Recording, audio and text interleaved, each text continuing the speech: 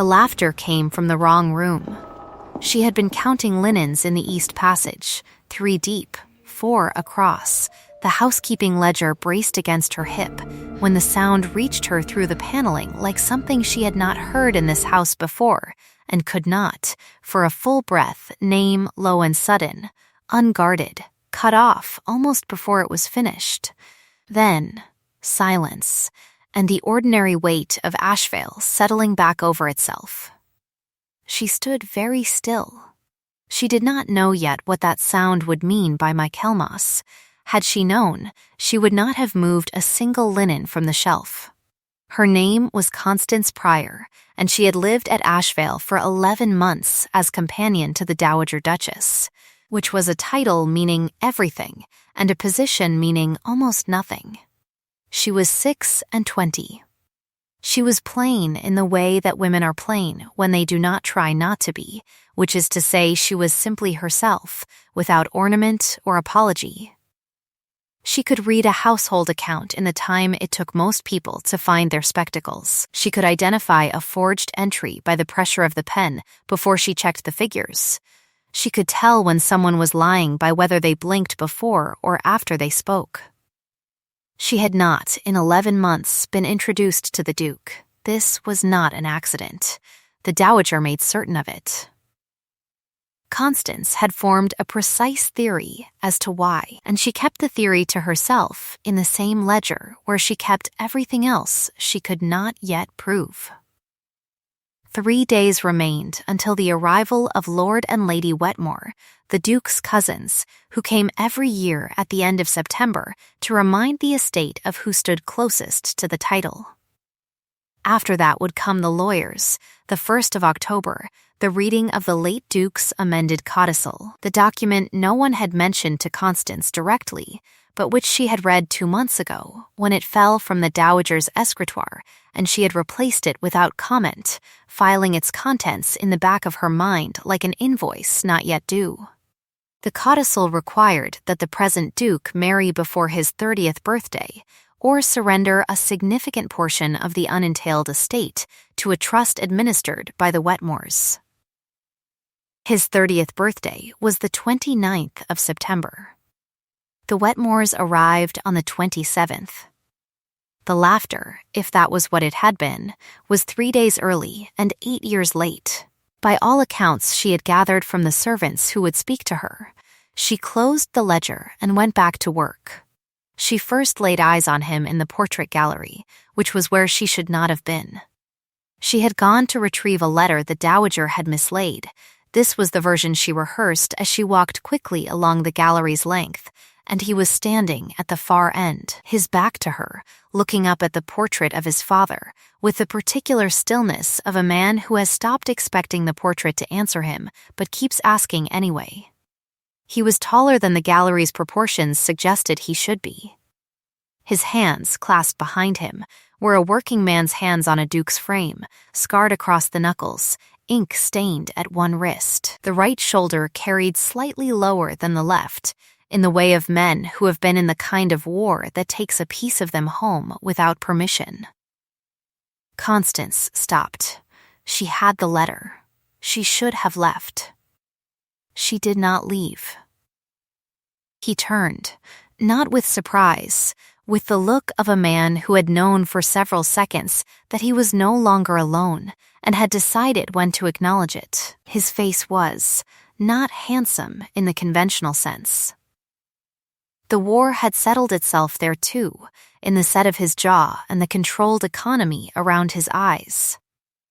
He regarded her with the expression of someone who had learned to read people and found most of them disappointing.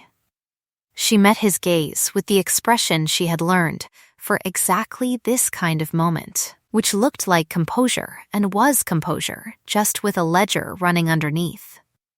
"You are not my mother's companion," he said. "Not a question. I am, Your Grace." He looked at her for a count of 3. "She told me you were elderly and wore spectacles. She is a creative woman." Something moved through his eyes. It was not a laugh. It was the memory of where a laugh would go if he still had one.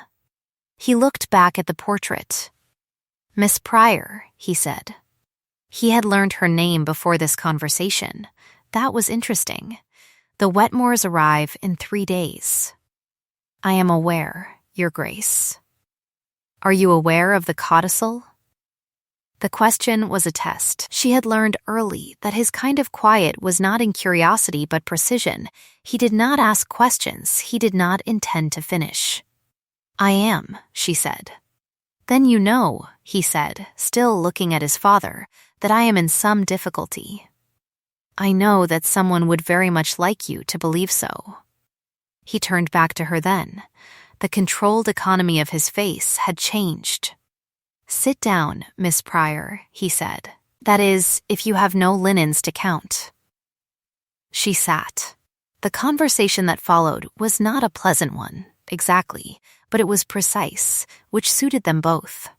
He had been in correspondence with a woman his mother had selected, a Miss Honoria Fenwick of Lincolnshire, who was everything Constance was not, well-derided, well-connected, and genuinely agreeable. The correspondence had been proceeding for 8 months. He had written 4 letters and received 7. He had, the previous afternoon, received a letter from Miss Fenwick withdrawing from the arrangement with evident distress, citing only that she had learned something of his character that made the connection impossible. He had written immediately to ask what she had learned and from whom. He did not yet have an answer. 3 days, Constance said. 3 days, and if no arrangement is in place, the trust. He said it flatly.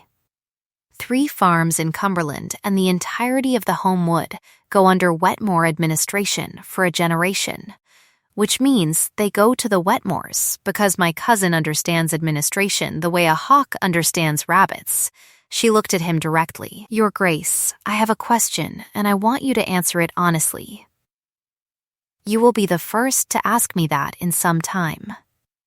Did you write anything in those 4 letters that could be characterized, by someone reading them in a hostile spirit, as evidence of cold indifference or mercenary intention? He was quiet for 4 seconds. Yes, he said. I am not practiced at the form. I said more than once that the arrangement seemed sensible. I asked after the acreage. You asked after the acreage. I was trying to be practical. Your Grace, Constance said, someone has been reading those letters to Miss Fenwick in a very hostile spirit. The silence that followed was the kind that happens when a person realizes they have been holding an assumption for 8 months and it has just turned over in their hands and shown them its other face. His name was Aldrich, though no one at Ashvale called him that except his mother in her more imperious moments. The servants called him the Duke in the way you call something by its office when you are not certain the person inside it is accessible. The outdoor staff, the groom, the head gardener, the man who managed the ice house, called him Sir in the tone reserved for someone they would follow into the kind of situation where such following would be genuinely dangerous. Constance had catalogued this over 11 months. The ones who could do nothing for him treated him with an uncomplicated trust. The ones who wanted something from him were most careful to seem as if they did not. His secretary was a man named Pell. He had served the estate for 12 years and had, as far as anyone could see, no interests beyond its efficient management. He had a particular habit of straightening whatever he stood beside: a candlestick, a stack of papers, a chair angled 2 degrees from parallel, that made him appear to exist in a perpetual state of quiet rectitude. Constance had noted this habit from the first week. She had noted, too, that he was meticulous about the household post, that letters left his desk in the order they arrived and reached their destinations with precision, and that he visited the dowager's sitting room 3 times a week, which was twice more than his duties required. She had not yet mentioned this to anyone. The morning after her conversation in the portrait gallery, Constance was sorting the household accounts in the small room off the library that she used for such work, a room with good north light and a door that did not quite latch, when she heard Pell and the dowager. She she did not move. She was not the kind of woman who moved.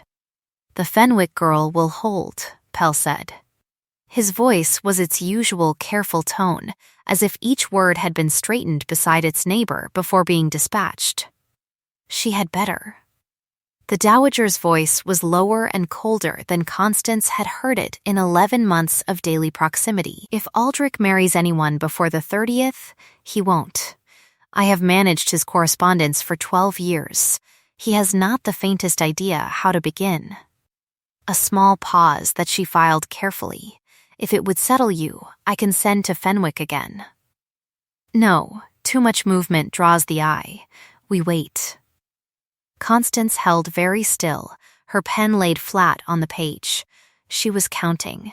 26 years of practice at remaining small, at being the woman who was neither young enough to threaten nor old enough to dismiss, at existing in the exact dimensions of the space assigned to her. And now she looked down at the pen, and the ink was still wet on the numbers, and she thought, not this time. She did not move until she heard the dowager's door close. Then she picked up the pen and wrote 3 words at the bottom of the accounts page, the post Pell. She tore them off and burned them in the candle. She did not need a reminder. She kept the accounting in her head where it belonged. She spent the rest of the morning finding out what she needed.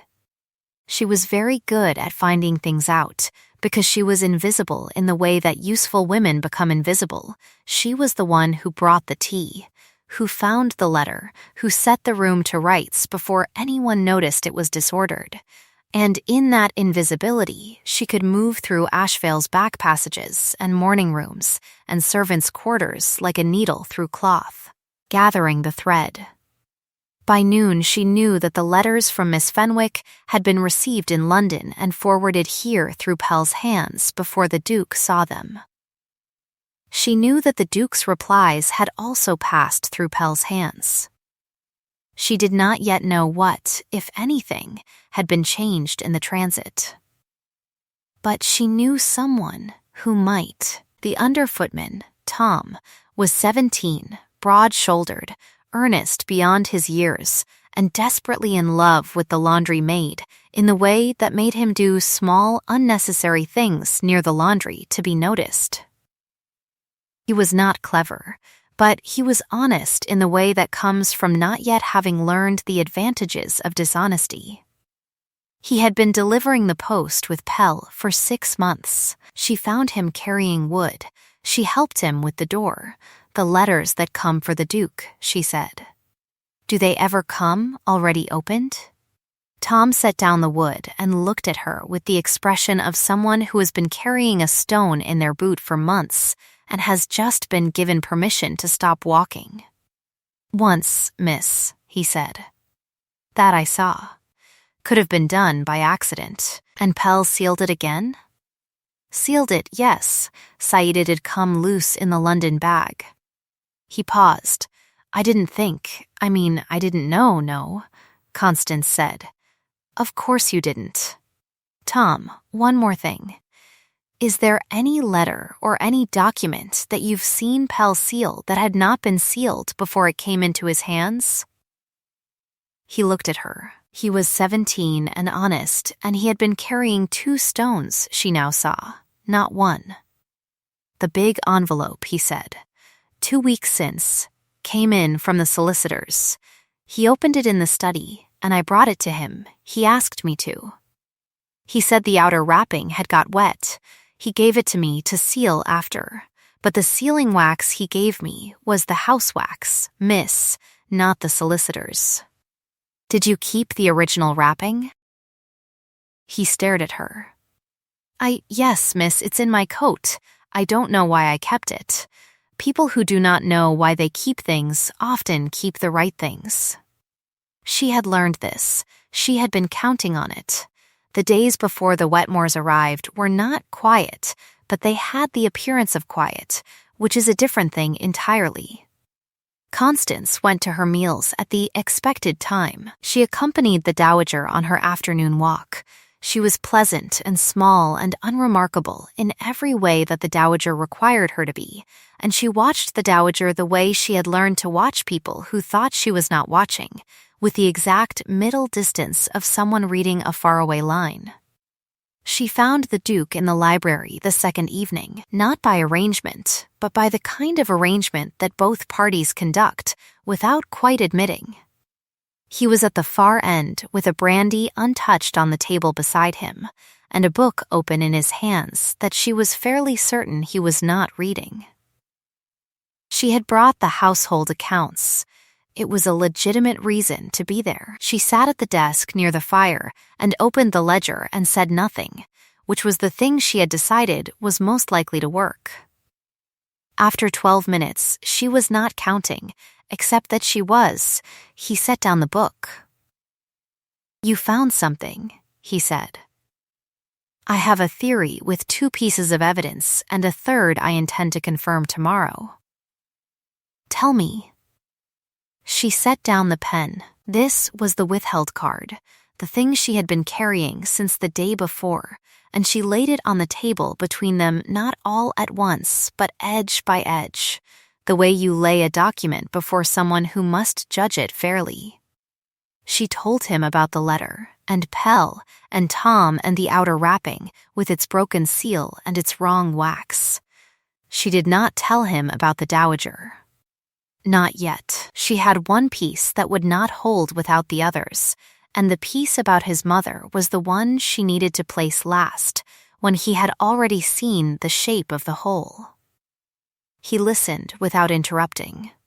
This was, she had observed, how he listened, not as a performance of patience, but as a genuine mode of thought, taking in each element and placing it against what he already held. His hands were flat on the desk on either side of the ledger.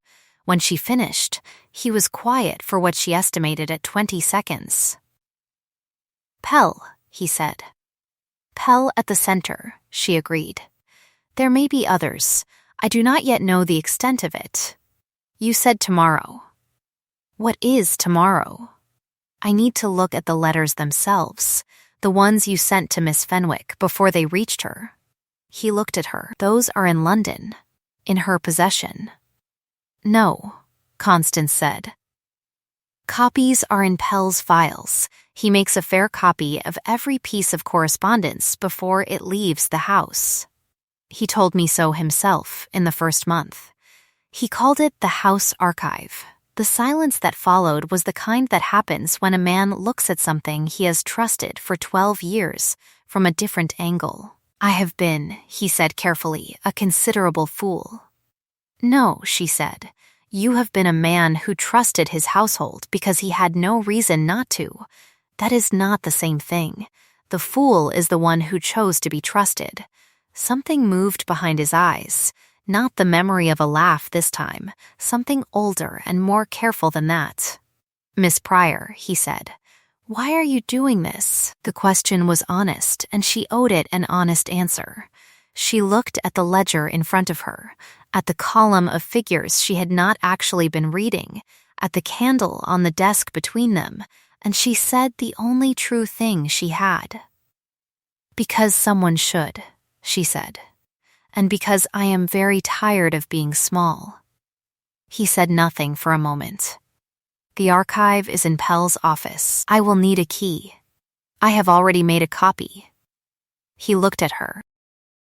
For the first time, she watched the controlled economy of his face undergo a brief, genuine disruption. Not a smile, not quite, but the preparation for one, the clearing of the ground where a smile might eventually stand. "Tomorrow," he said.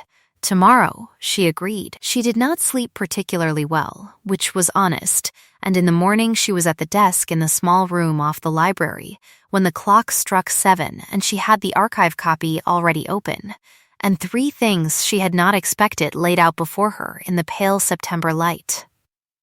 The first was a letter in the Duke's handwriting, but not quite the Duke's handwriting. She had spent 2 months managing his correspondence for the Dowager's household, and she knew the slight leftward pull of his R's, the way his D ascended half a hair shorter than his L. These R's pulled right. The D's were equal. The words were his words. She could see the bones of his phrasing under the imitation, but the letters had been recopied in a hand that was almost perfect. Almost. The second was a receipt, tucked into the back of the file, for a quantity of medicinal tincture purchased from an apothecary in Bristol. The tincture was one she recognized by name, a compound used in small doses for the joints, and in larger doses for the sort of persistent fog of spirit that looks, from the outside, very like natural grief. It had been administered, the receipt suggested by its date, in the months following the late Duke's death. The months during which the current Duke had retreated from everything, including, she now understood, the world's attempts to reach him. The third was the amended codicil, the real one.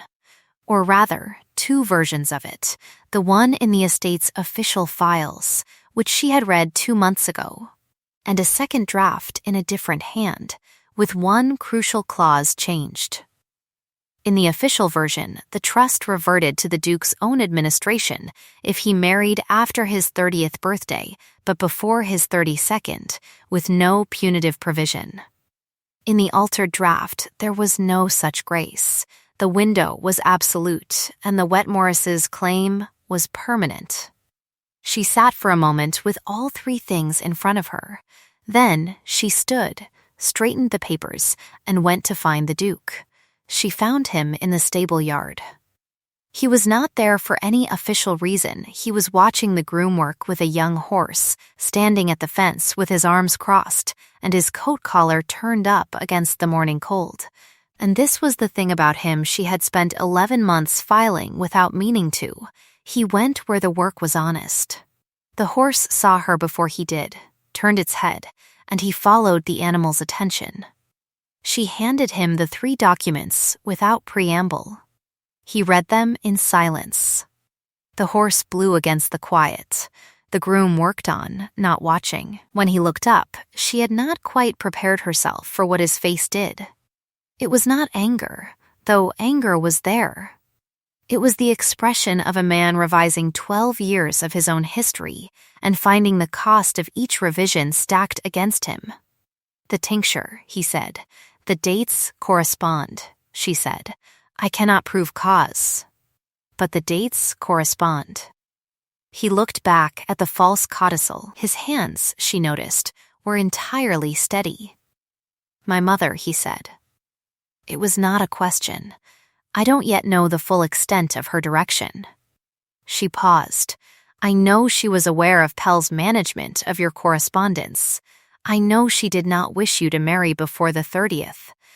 I do not know how much she knew about. She indicated the documents. The rest. She would not have authorized the tincture. No, Constance said. I don't think she would. She looked at him carefully. Pell is the center.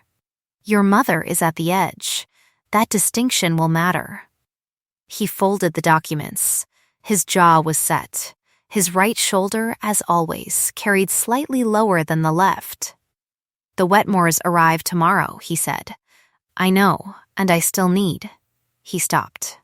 He looked at the horse. He looked back at her, and for the first time there was something in his expression that was not controlled, not assessed, not the look of a man deciding how much to show. Miss Pryor, he said.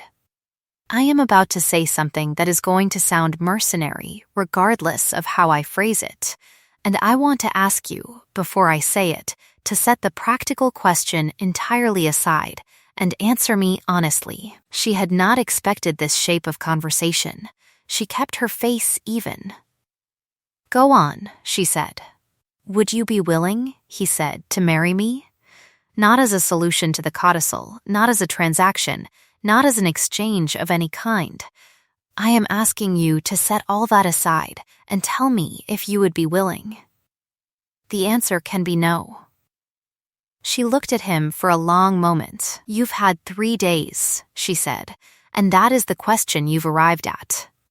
Yes, before I answer, she said, I want to be clear that I have already formed a plan to address the codicil that does not require your marriage to anyone, including me. The documents I just gave you are sufficient, with the right witnesses, to invalidate the altered codicil and establish Pell's interference in your affairs. The Wetmore's claim fails on its own. You don't need to marry anyone. I know, he said. I'm asking anyway. She felt something move in her chest that she could not immediately enter into any ledger she recognized. She had spent 26 years being the woman who was neither enough of anything, nor too much of anything, and she had built a good life from it, a precise and honest life, and she had never once been asked anything by anyone who knew the full inventory of what they were asking about. I'll give you an answer, she said, when this is over. Something moved at the corner of his mouth, not a laugh. Very close. Then let us finish it, he said. The Wetmores arrived at 2 o'clock the following afternoon in a traveling coach with the Wetmore crest painted on the door, which told her everything she needed to know about Lord Wetmore's understanding of subtlety. He was a trim, smooth man of 40, with a smile that he wore like a fitted coat, perfectly tailored and entirely decorative. His wife was quiet and lovely and said almost nothing, and had the eyes of a woman who understood everything and had learned not to mention it. Constance noted them both carefully and said nothing. She had spent the morning in preparation. She had sent 3 letters, one to the solicitor whose office had produced the original codicil, one to Miss Fenwick in Lincolnshire via express post, and one to the local magistrate, a man named Holt, who had served the district for 20 years and had the bearing of someone who had heard every variety of human deceit and found none of it particularly surprising. The letters had gone early. The answers, she hoped, would arrive in time. She had also spoken to Tom, and to the groom, and to the woman who cleaned the Duke's private study, who had been cleaning it for 9 years, and who had noticed, 8 months ago, that the documents in the top left drawer were sometimes in a different order when she came to clean on Thursdays. She had not known what to do with this information. Constance knew what to do with it. The evening of the Wetmores' arrival was a formal dinner, and Constance sat at the dowager's left, as she always did, in the exact dimensions of her position, and watched Pell manage the room the way a watchmaker manages a mechanism, each element in its ordained place, nothing left to chance. He stood at the sideboard, with the composed certainty of a man who knows the timing of every event in the evening. Lord Wetmore spoke about the estate's timber interests. The Duke ate in the kind of silence that lesser men take for vacancy and greater men recognize as attention. His right shoulder was lower than the left. His hands were still. Once, across the table, his eyes met Constance's for precisely 1 second. She looked back at her plate and ate the soup. The letters from the solicitor and Magistrate Holt arrived the following morning. Miss Fenwick's letter arrived at noon. Constance read all 3 alone, added them to the documents she had already assembled, and laid the complete file flat on the small desk in the room off the library. Then she went to find the Duke. The reckoning, when she had assembled it in her mind, was not complicated. It required 1 room, the right witnesses, the right sequence, and 1 question she had been saving for the last, because it was the one she was certain would break things open. She had asked the Duke for the morning room at 11 o'clock, which had good light, and was large enough for 7 people to stand comfortably and small enough that no one could retreat to a far wall and become audience instead of participant. She had asked him to invite the Wetmores without telling them why. She had asked Magistrate Holt to attend in an unofficial capacity as a neighbor of 30 years' standing, which was technically true and legally sufficient. She had asked Tom to stand in the passage with the outer wrapping of the solicitor's envelope, and she had asked the Duke to say nothing before she had finished, which had been the hardest thing she asked of anyone that morning. He had agreed to all of it. At 11 o'clock precisely, they were in the morning room, the Duke standing by the window, Lord and Lady Wetmore in the 2 chairs near the fire, Magistrate Holt at the desk, and Constance standing at the center of the room with the file in her hands like a woman who has done her accounts and found them balanced. Pell was the last to enter. He had been asked by the Duke, in person, to attend. He came in with his customary composure, his hands at his sides, and stopped when he saw the assembled faces. His eyes went immediately to the file. The habit of straightening things made him glance, briefly, at a painting that was 4 degrees from true on the near wall. He did not reach to correct it. "Miss Pryor," Lord Wetmore said, and the smile was perfectly fitted, but the eyes above it had done the same rapid calculation Pell's had. "An unusual hour for a household meeting." "I find unusual hours useful," Constance said. "Fewer people have had time to prepare." She began with the false codicil, because it was the clearest. She placed the 2 versions side by side on the desk before Magistrate Holt and asked him to read the relevant clauses. He did so once and set them down with the expression of a man finding a body in a place that was supposed to be empty. "These are not the same document," he said. "No," Constance agreed. Lord Wetmore said, "I don't see what this—" "The seal on the altered version," Constance said, "matches the house wax, not the solicitor's. The solicitor confirms, in writing, she produced the letter, that only 1 version was ever transmitted. Pell's archive contains a copy of the transit envelope." She nodded toward the door. Tom brought the outer wrapping in, laid it on the desk beside the letters, and left.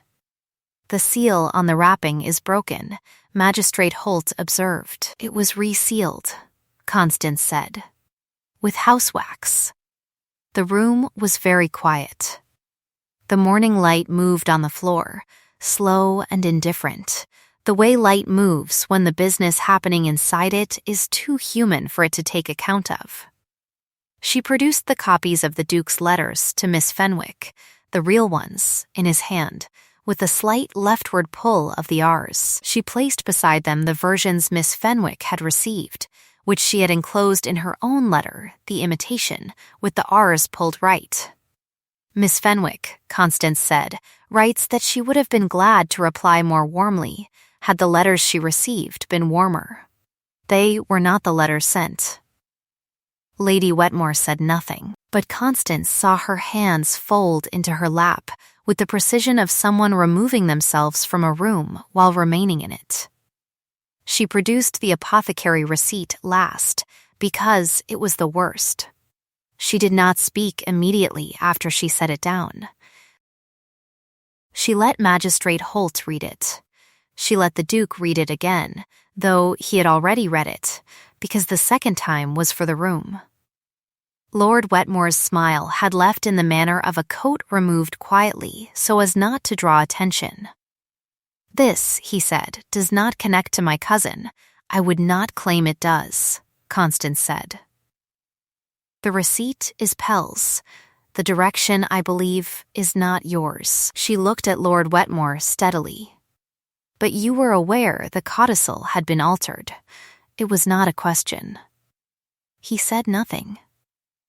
"The solicitor's letter," she said, "references a query your office made in March, asking for clarification of the grace period clause, the clause which, in the version you were shown, does not exist." She paused. One would only ask for clarification of a clause one had been shown. "You were shown the false version." "I may have been shown, my lord," Magistrate Holt said, and the 20 years of patience in his voice were the kind that come with a very clear view of consequences. "I would recommend very strongly that you stop speaking now." Wetmore stopped. She turned to Pell. He was the only person in the room who had not changed expression. He stood beside the wall with the calm of a man who has kept himself ready for this day and still found it arriving 1 door before he expected it. His hands were at his sides. He had stopped straightening things. She had one question. She had been saving it. Pell, she said. The woman in Bristol, the one who filled the prescription. Was she the late Duke's physician or his? She indicated the present Duke without looking at him. A thing happened in Pell's face. It happened very fast and was over quickly, but she had been watching for it, and she caught it. A fault line she had seen before in the faces of people who have built their whole structure on one supporting wall, and who realize, in a single moment, that someone has found the wall. It was not guilt. It was older than guilt. It was the exhausted grief of someone who has believed for a long time in a cause that has now been seen clearly in the light and found wanting. His, Pell said. His voice was the same as always, measured, clean, straightened beside its neighbor. It was administered to his late Grace's rooms. By whose direction? The silence lasted 4 seconds. Mine, Pell said. Mine alone. It was the answer she had expected. She had expected it because she had watched him for 11 months and understood that whatever else he was not the kind of man who hid behind a woman's skirts. He was the kind of man who believed he was managing something that required managing, and who had managed it beyond any boundary reason could excuse, and who was now, in the simple syllable of that single word, drawing the line around himself with the last dignity available to him. She looked at him for a moment with the expression she reserved for things that could not be undone. "Thank you," she said. It was not sarcastic. Magistrate Holt asked for the file. She gave it to him. The rest took less time than it should have, because the rest was logistics, and logistics does not require dignity, only order. Lord Wetmore was given a very clear explanation, in Magistrate Holt's precise voice, of what a civil finding on the altered codicil would mean for the Wetmore trust accounts, and how rapidly the grace period clause in the real codicil would be restored. He accepted this with the compressed expression of a man eating something that has gone off. He and his wife left the following morning. Pell remained. He sat in the chair that Magistrate Holt directed him to, and Constance left them alone, because the rest of that conversation was not hers to witness. She went into the passage and found the Duke there, leaning against the wall with his arms crossed and his right shoulder carried low, and he looked at her with the expression he had been carrying since the stable yard, the expression she had been pretending not to notice. "It's done," she said. Yes, he said nothing for a moment. Then he believed he was protecting the estate. Yes, from me. The shadow of the war moved briefly across his face, from the man I was after I came back. Yes, I was. He said it simply. I was not well those first years. He was not wrong about the man he saw. He was wrong to appoint himself the remedy. This was one of those moments the narration could decode in one sentence, the cost of what it took to say that, the precision of a man who has made a fair accounting of his own damage and refuses to use it as excuse. She did not say anything. There was nothing to add. "What will you do about him?" she asked. He was quiet for 5 seconds. "He will have a pension," he said. "Enough to live on. He will leave quietly. There will be no prosecution. Because the harm he intended to the estate, he now undid himself. And the harm he did me," he paused, "the harm he did me he cannot repair, and I find I do not want to spend years watching him try." The mercy of it was reasoned aloud, not performed. It arrived, as all his important statements did, in the same composed tone as everything else. "Your mother," Constance said. "I will speak to her this afternoon." He looked at the wall. She did not know about the tincture. I am certain of that. She knew Pell managed my correspondence, and she allowed it, and she should not have. That is its own accounting. He looked at her.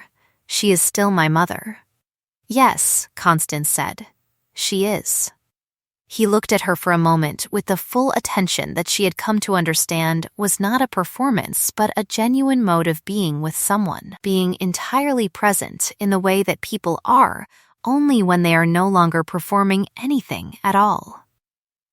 You said, he told her, that you would give me an answer when this was over. The passage was quiet. Somewhere above them, a door opened and closed.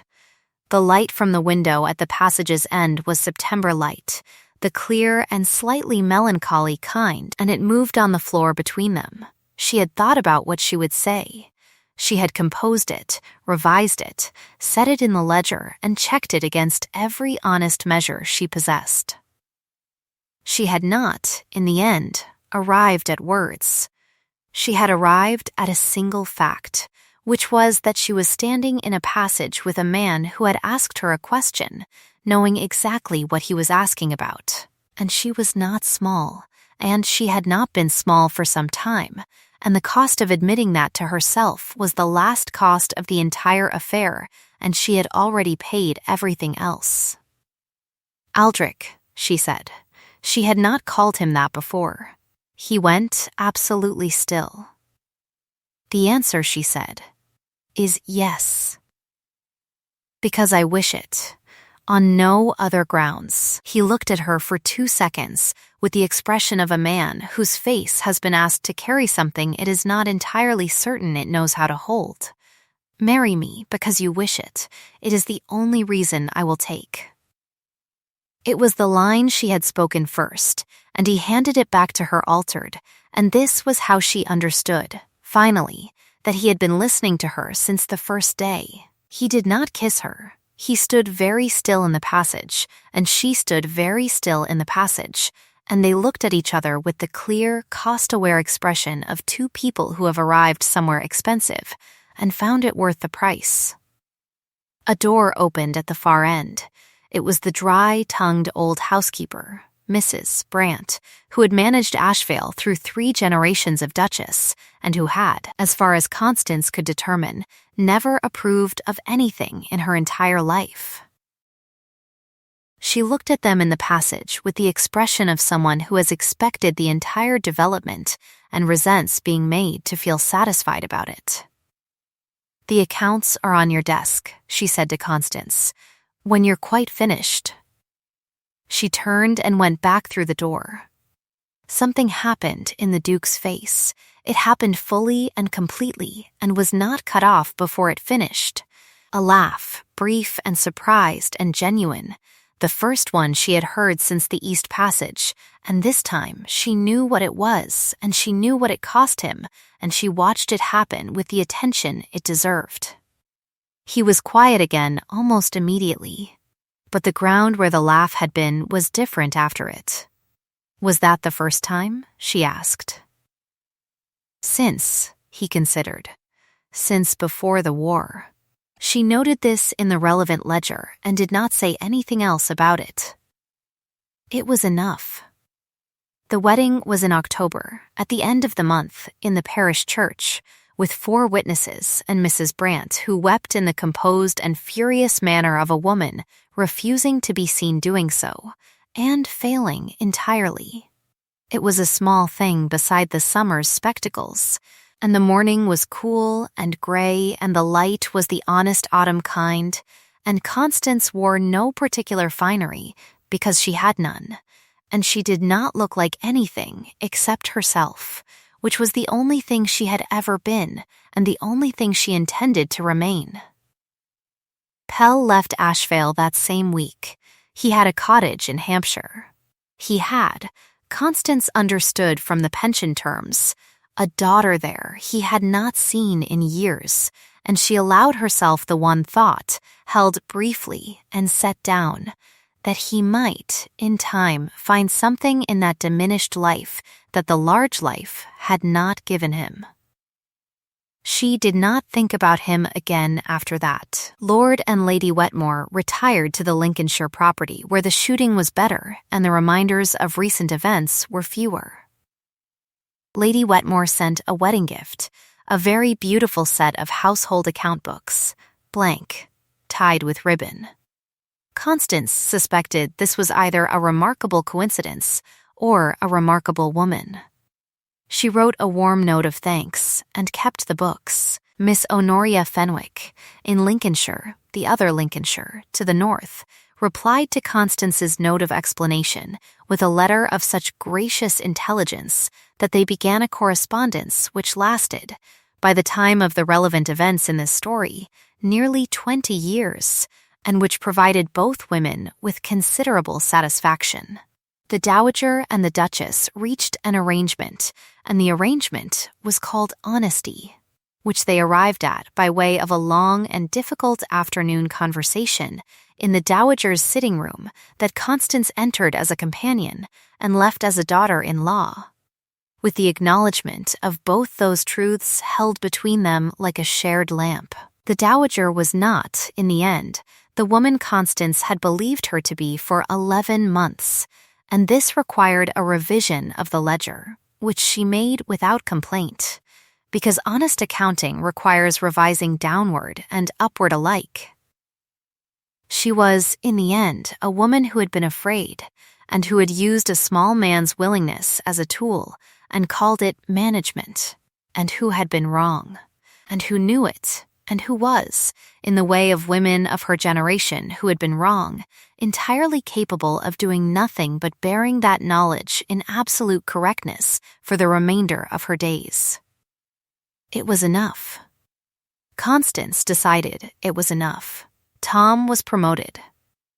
The horse whose work the Duke had watched in the stable yard, a grey with a complicated temperament and an excellent eye, turned out to have been correctly assessed, and was a good horse for 3 years after that, and Tom had a hand in her training, and this was the kind of accounting that closes itself quietly in the satisfaction column, without requiring a ceremony. Mrs. Brant did not retire, and did not intend to, and Constance did not ask her to.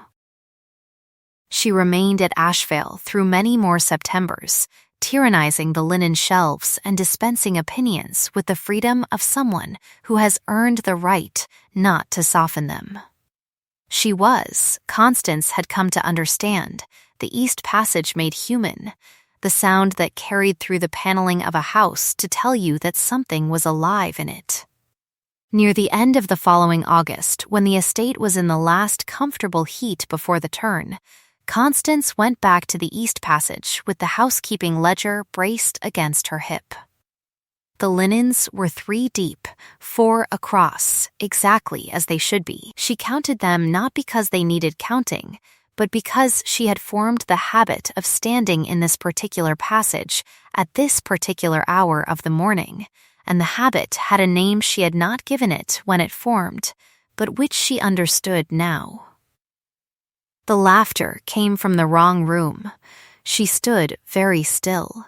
It came again, low and familiar, and entirely unguarded, followed by a second voice that she recognized as the groom's, followed by a third that was Aldrich's, and she understood that they were outside, below the east window, and that the morning had produced something, a horse's behavior, a broken fence, some ordinary piece of the estate's honest daily life that had made her husband laugh before the world was fully awake. She set down the ledger. She left the linens. She went to the window at the end of the passage, and she looked down at the stable yard in the pale gold August light, and he was there, and she watched his face, and she thought, "This is what it cost, and I paid it, and this is what it was for." She had not known, 11 months ago, what that laughter in the wrong room would come to mean. Had she known, she would have stopped counting then and there and gone to find it sooner.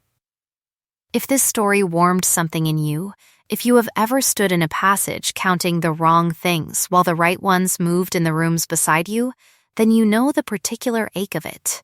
And I hope this hour by the fire was worth the sitting. There is always a chair here, and the kettle is always on, and the lamp does not go out. Tell me, in the comments, what line you will carry with you from this one. Was it the letter that proved too much, the question that broke the wall, or the morning Constance stood at the window and knew, at last, what the ledger was for? Stay with us here, subscribe, and keep your place by the hearth, and until the next story finds us, tend well the quiet rooms where the true things live, and be gentle with the ones who lit your lamp when the passage was dark.